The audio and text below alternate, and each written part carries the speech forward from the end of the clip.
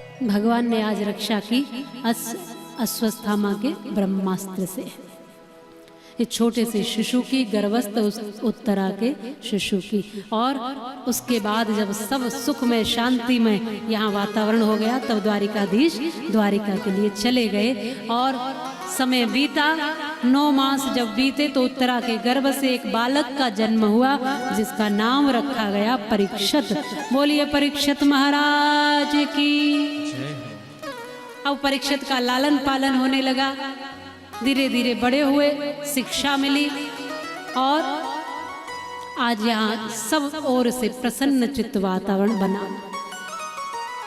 सब खुश हैं, प्रसन्न हैं। दिन बड़े बीत चुके हैं, भगवान द्वारिकाधीश की कोई खबर नहीं आई। ऐसा सोचकर अर्जुन को युधिष्ठिर महाराज ने भेजा द्वारिका के लिए। और द्वारिका से जब लौट कर अर्जुन आए तो एकदम शिथिल, मुंह उतरा हुआ, आंखों में अश्रु, लड़खड़ाते हुए पैर, हारे हुए से लौटे।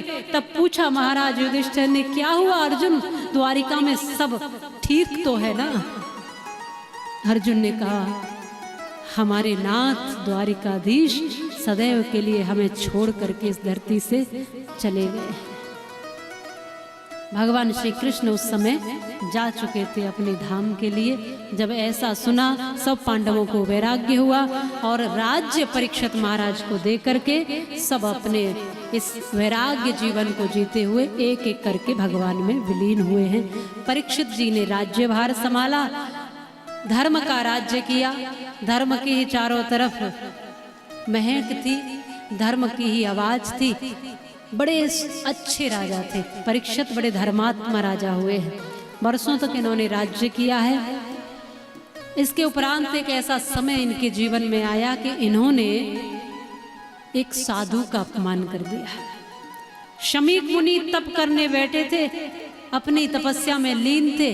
ये जंगल में गए, इन्होंने देखा कोई नकली साधु आंख बंद करके बैठ गया है कि राजा का सम्मान न करना पड़े, इसलिए मरा हुआ सर्प पड़ा था, वो डाल दिया शमीक जी के गले में और अपने यहाँ स्थान पर चले आए अपने राज्य में। देखा इनके पुत्र ने, शमीक जी के पुत्र का नाम था श्रृंगी। श्रृंगी जी ने देखा मेरे पिता का अपमान सहन नहीं कर पाए और श्राप दे दिया, जिसने भी ये मेरे पिता का अपमान किया हो उसको 7वें दिन तक्षक नाग डसेगा और उसकी मृत्यु हो जाएगी। शमीक जी ने जब ये सुना तो ये समाचार महाराज को दिया। हमारा कर्तव्य ये तो बनता है कि उनको बता तो दिया जाए।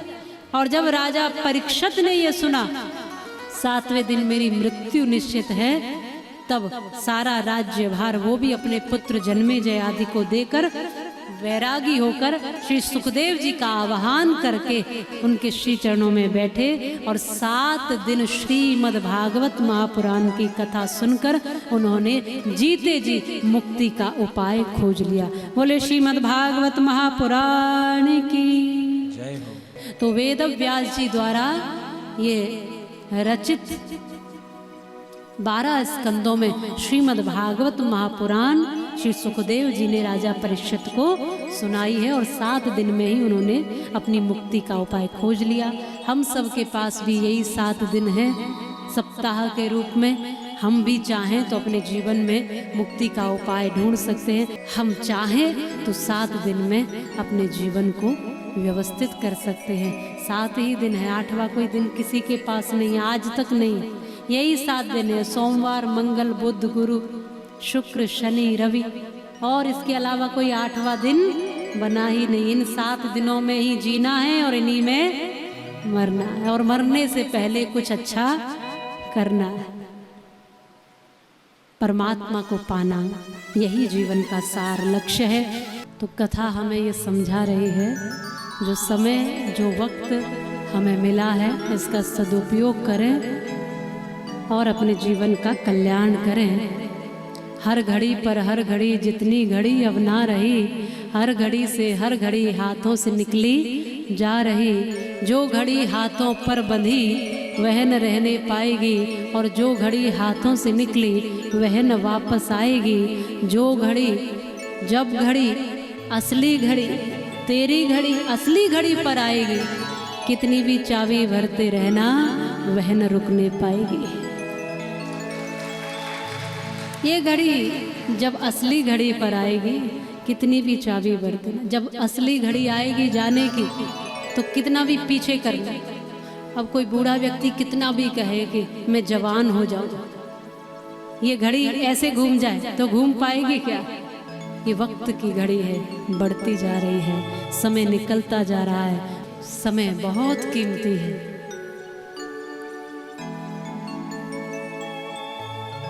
वक्त वैसे तो कहते हैं कि कम नहीं है हमारे पास, लेकिन वक्त का सदुपयोग करना हम नहीं जानते।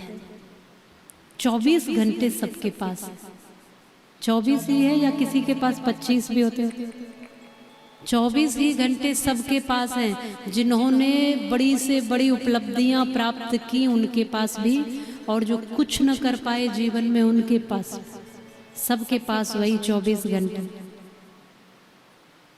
उन 24 में कुछ तर गए, उन 24 में ही कुछ जैसे आए थे वैसे ही